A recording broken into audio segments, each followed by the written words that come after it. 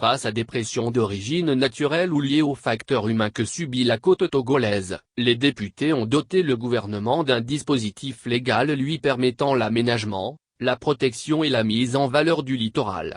Cette démarche des élus du peuple a été matérialisée par le vote de la loi relative à la protection de la côte, le jeudi 20 mai dernier.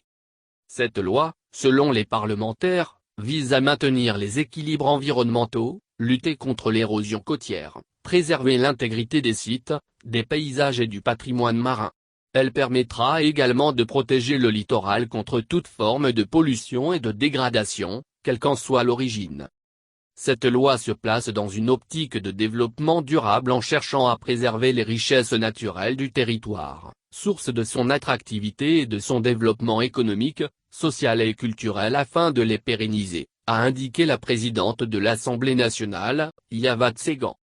Pour sa part, le ministre de l'économie maritime Edem Ting a déclaré que cette loi ouvre la voie au gouvernement pour agir sur les menaces qui pèsent sur le littoral.